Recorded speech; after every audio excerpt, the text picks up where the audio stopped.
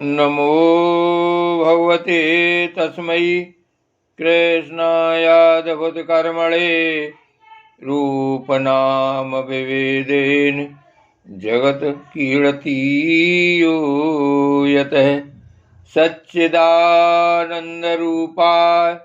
विश्वोत्पत्त्यादिहेतवे तापत्रय विनाशाय श्रीकृष्णाय वयं नुमः। श्रीकृष्णाय वयं नुमः। श्रीमद्भागवत महापुराण छठा स्कंध अध्याय 4 दक्ष के द्वारा भगवान की स्तुति और भगवान का प्रादुर्भाव।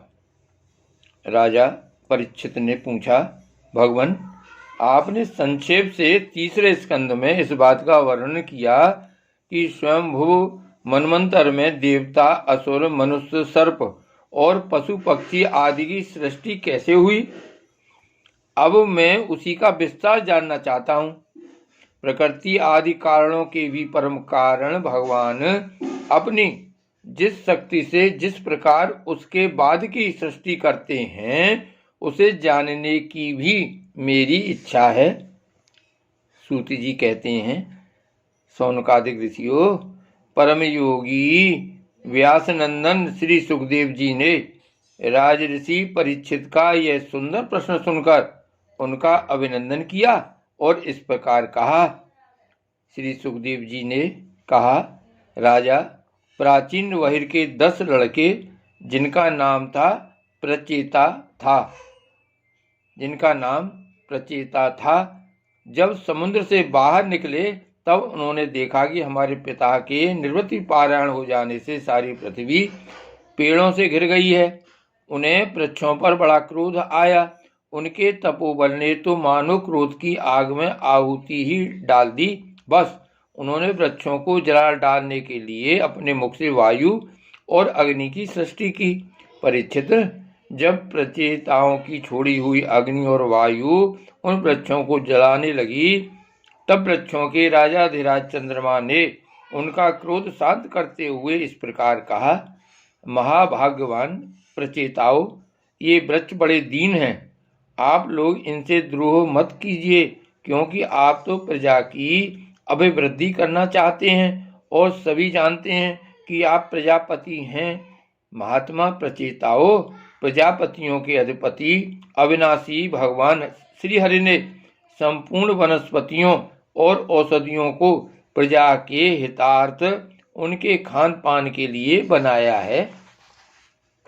संसार में पंखों से उड़ने वाले 4 प्राणियों के भोजन हल, पुष्पादि अचर पदार्थ हैं। पैर से चलने वालों के घास, तृणादि बिना पैर वाले पदार्थ भोजन है। हाथ वालों के वृक्षलता आदि, बिना हाथ वाले और 2 पैर वाले मनुष्य आदि के लिए धान, गेहूं आदि अन्न भोजन है। 4 पैर वाले बैल, ऊंट आदि खेती प्रवृत्ति के द्वारा अन्न की उत्पत्ति में सहायक है। निष्पाप प्रचेताओं, आपके पिता और देवाधिदेव भगवान ने आप लोगों को यह आदेश दिया है कि प्रजा की सृष्टि करो। ऐसी स्थिति में आप वृक्षों को जला डालें, यह कैसे उचित हो सकता है। आप लोग अपना क्रोध शांत करें और अपने पिता, पितामह, प्रपितामह आदि के द्वारा सेवित सत्पुरुषों के मार्ग का अनुसरण करें। जैसे माँ बाप बालकों की, पलकें नेत्रों की, पति पत्नी की, गृहस्थ भिक्षुकों की और ज्ञानी अज्ञानियों की रक्षा करते हैं और उनका हित चाहते हैं, वैसे ही प्रजा की रक्षा और हित का उत्तरदायी राजा होता है। प्रचेताओं, समस्त प्राणियों के हृदय में सर्वशक्तिमान भगवान आत्मा के रूप में विराजमान हैं। इसलिए आप लोग सभी को भगवान का निवास स्थान समझें। यदि आप ऐसा करेंगे तो भगवान को प्रसन्न कर लेंगे।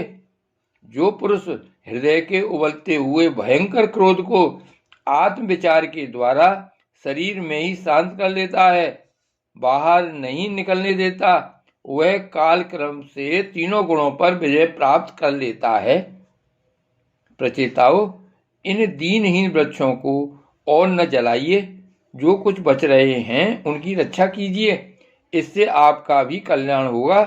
इस श्रेष्ठ कन्या का पालन इन वृक्षों ने ही किया है, इसे आप लोग पत्नी के रूप में स्वीकार कीजिए।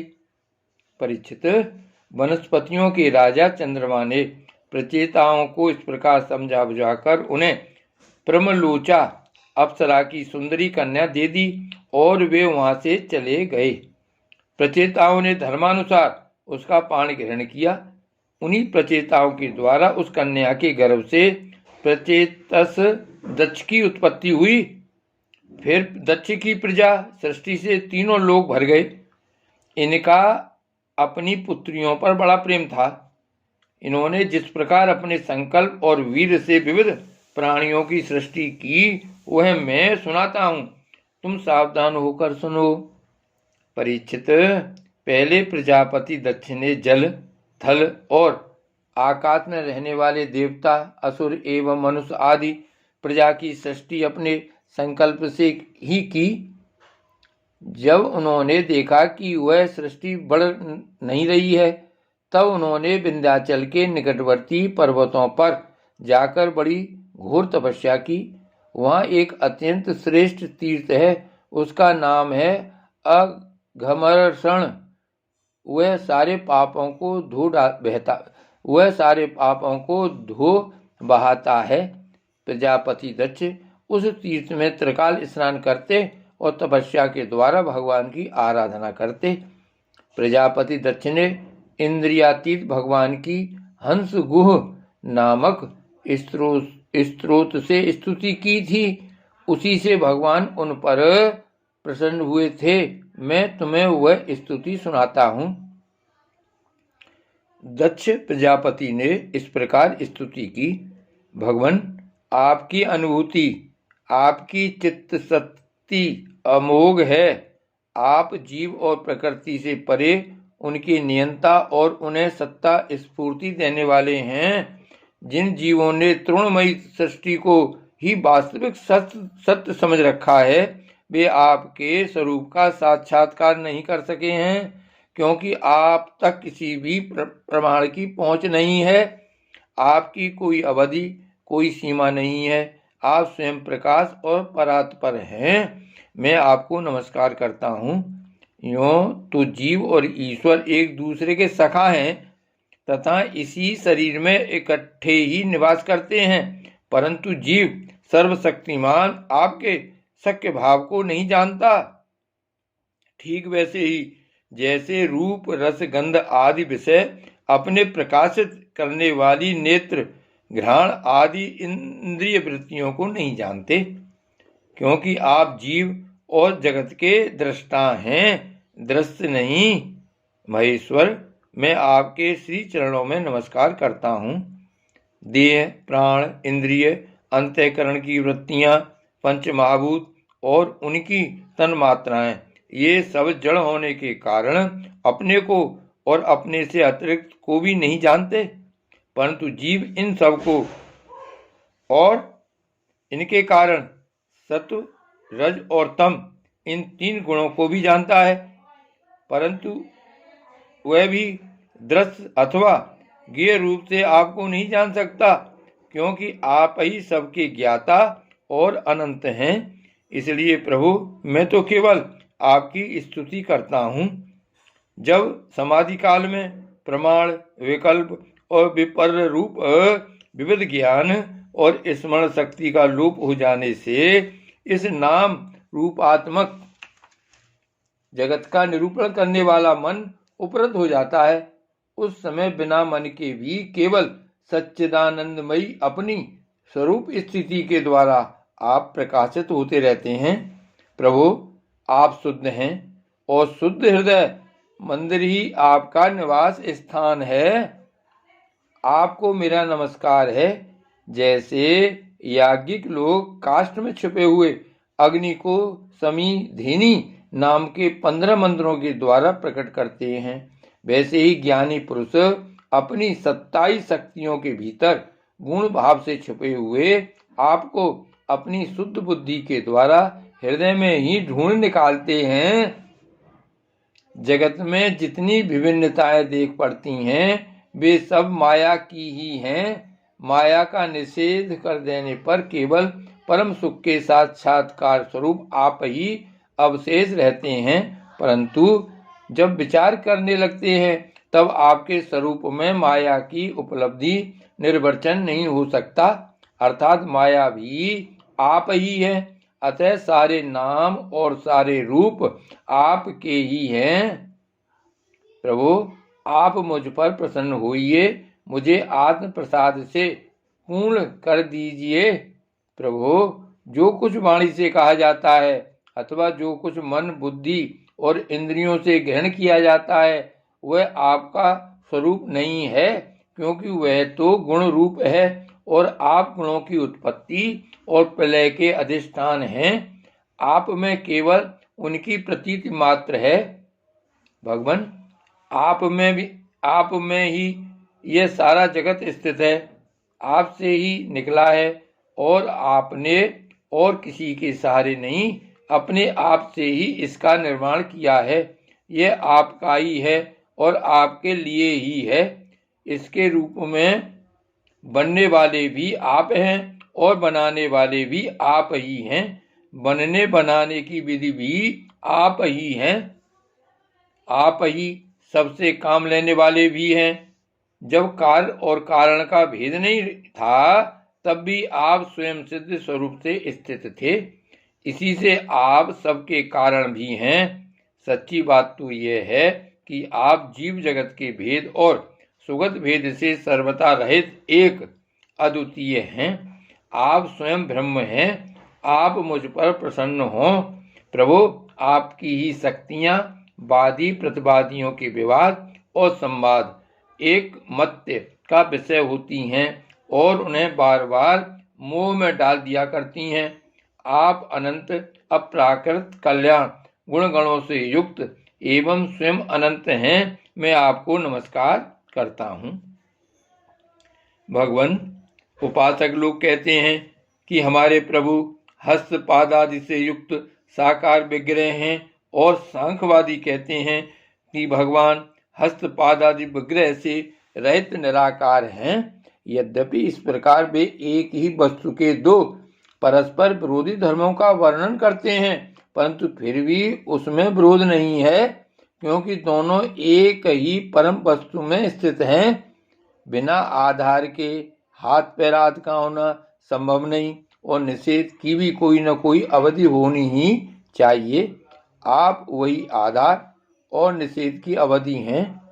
इसलिए आप साकार निराकार दोनों से ही अविरुद्ध सम पर ब्रह्म हैं। प्रभु, आप अनंत हैं। आपका न तो कोई प्राकृत नाम है और न कोई प्राकृत गुरु रूप।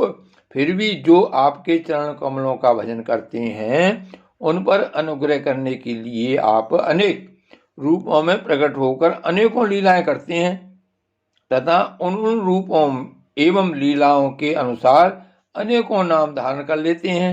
परमात्मन, आप मुझ पर कृपा प्रसाद कीजिए। लोगों की उपासनाएं प्राय साधारण कोटि की होती हैं, अतः आप सबके हृदय में रहकर उनकी भावना के अनुसार भिन्न भिन्न देवताओं के रूप में प्रतीत होते रहते हैं। ठीक वैसे ही जैसे हवा गंध का आश्रय लेकर सुगंधित प्रतीत होती है परंतु वास्तव में सुगंधित नहीं होती, ऐसे सबकी भावनाओं का अनुसरण करने वाले प्रभु मेरी अभिलाषा पूर्ण करें। श्री सुखदेव जी कहते हैं, परीक्षित, विंध्याचल के अघमर्षण तीर्थ में जब प्रजापति दक्ष ने इस प्रकार स्तुति की तब भक्त वत्सल भगवान उनके सामने प्रकट हुए। उस समय भगवान गरुड़ के कंधों पर चरण रखे हुए थे।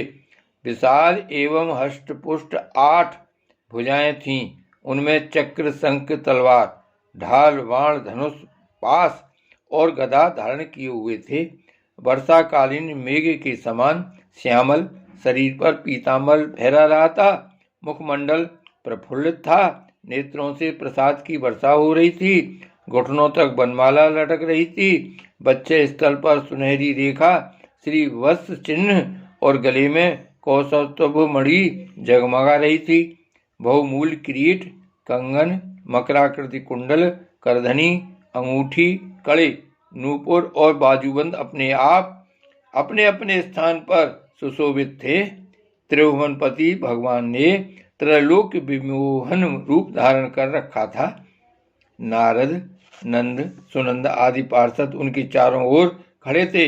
इंद्र आदि देवेश्वरगण स्तुति कर रहे थे तथा सिद्ध, गंधर्व और चारण भगवान के गुणों का गान कर रहे थे। ये अत्यंत आश्चर्य में और अलौकिक रूप देखकर दक्ष प्रजापति कुछ सहम गए। प्रजापति दक्ष ने आनंद से भरकर भगवान के चरणों में साष्टांग प्रणाम किया। जैसे झरनों के जल से नदियां भर जाती हैं, वैसे ही परमानंद के उद्रेक से उनकी एक एक इंद्रिय भर गई और आनंद परवश हो जाने के कारण वे कुछ भी बोल न सके। परीक्षित, प्रजापति दक्ष अत्यंत नम्रता से झुककर भगवान के सामने खड़े हो गए। भगवान सबके हृदय की बात जानते ही हैं। उन्होंने दक्ष प्रजापति की भक्ति और प्रजावृद्धि की कामना देखकर उनसे यूं कहा। श्री भगवान ने कहा, परम भाग्यवान दक्ष, अब तुम्हारी तपस्या सिद्ध हो गई, क्योंकि मुझ पर श्रद्धा करने से तुम्हारे हृदय में मेरे प्रति परम प्रेम भाव का उदय हो गया है। प्रजापते, तुमने इस विश्व की वृद्धि के लिए तपस्या की है, इसलिए मैं तुम पर प्रसन्न हूँ, क्योंकि यह मेरी ही इच्छा है कि जगत के समस्त प्राणी अभिवृद्ध और समर्थ हों। ब्रह्मा, शंकर, तुम्हारे जैसे प्रजापति, स्वयंभु आदि मनु तथा इंद्रादि देवेश्वर, ये सब मेरी विभूतियां हैं और सभी प्राणियों की अभिवृद्धि करने वाले हैं। ब्रह्मन, तपस्या मेरा हृदय है, विद्या शरीर है, कर्म आकृति है, यज्ञ अंग है, धर्म मन है और देवता प्राण है। जब यह सृष्टि नहीं थी तब केवल मैं ही था, और वह भी निष्क्रिय रूप में। बाहर भीतर कहीं भी और कुछ न था, न तो कोई दृष्टा था और न दृश्य। मैं केवल ज्ञान स्वरूप और अव्यक्त था। ऐसा समझ लो मानो सब और सुषुप्ति ही सुषुप्ति छा रही थी। प्रिय दक्ष, मैं अनंत गुणों का आधार एवं स्वयं अनंत हूँ। जब गुणमयी माया के क्षोभ से यह ब्रह्मांड शरीर प्रकट हुआ, तब इसमें अयोनिज आदि पुरुष ब्रह्मा उत्पन्न हुए। जब मैंने उनमें शक्ति और चेतना का संचार किया, तब देव शिरोमणि ब्रह्मा सृष्टि करने के लिए उद्यत हुए, परंतु उन्होंने अपने को सृष्टि कार्य में असमर्थ सा पाया। उस समय मैंने उन्हें आज्ञा दी कि तप करो। तब उन्होंने घोर तप की और उस तपस्या के प्रभाव से पहल तुम 9 प्रजापतियों की सृष्टि की। प्रिय दक्ष, देखो ये पंचजन प्रजापति की कन्या असिकनी है। इसे तुम अपनी पत्नी के रूप में ग्रहण करो। अब तुम गृहस्थोचित स्त्री सहवास रूप धर्म को स्वीकार करो। यह असनिकी भी उसी धर्म को स्वीकार करेगी, तब तुम इसके द्वारा बहुत सी प्रजा उत्पन्न कर सकोगे। प्रजापते, अब तक तो मानसी सृष्टि होती थी, परंतु अब तुम्हारे बाद सारी प्रजा मेरी माया से स्त्री पुरुष के संयोग से ही उत्पन्न होगी तथा मेरी सेवा में तत्पर रहेगी।